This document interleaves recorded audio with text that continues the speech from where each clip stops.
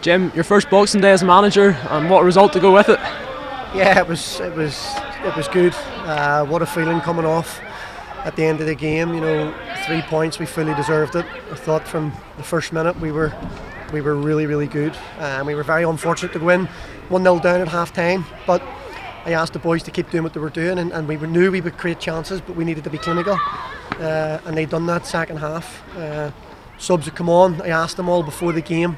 I says you need to be ready and ready to get going, because at any time you can be called upon, and sometimes when you're a sub and you haven't played this last while back, it can be frustrating and downhearted.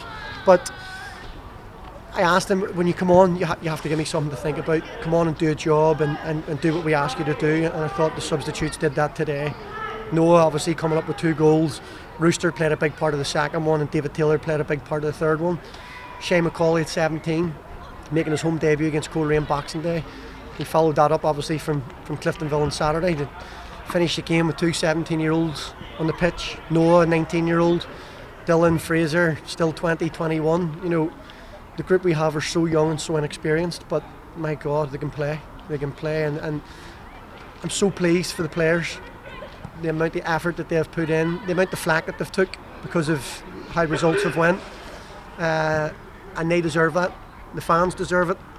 It's a big turnout today, and it would be good if we could keep them coming back week after week, and the only way we can do that is keep having performances like today. Also, obviously, lately there's a sad note with supporters clubs, with Seven Towers obviously folding. We need supporters clubs like that about the place, because we need their backing, and if there's anything we can do as a club, as players, as staff, we'll do everything we can to make sure that the people like that continue to come back to games. You were saying on Saturday about how important the fans were going to be today. Did they drive the team across the line? Of course they did. You could see that. The backing we had, even when we were 1-0 down, was top drawer. And like as I've said, Ballymena fans have been brilliant from I've come into the football club. I know what they're about. I get what they're about, and they're a passionate bunch, and they deserve better.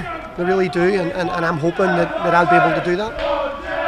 You were saying there 2 17-year-olds finished the game as well, and you've given a handful of debuts to young people. Is that something you wanted to do as soon as you came into the club? It's not that it was something that I wanted to do. Listen, we had no other choice. We as a football club, we are where we are, and we're used. My backroom staff are used to working with younger players, and we feel that there's a hunger there when you've got such a young bunch. But the inexperience sometimes plays against you, and I think that's cost us sometimes this year.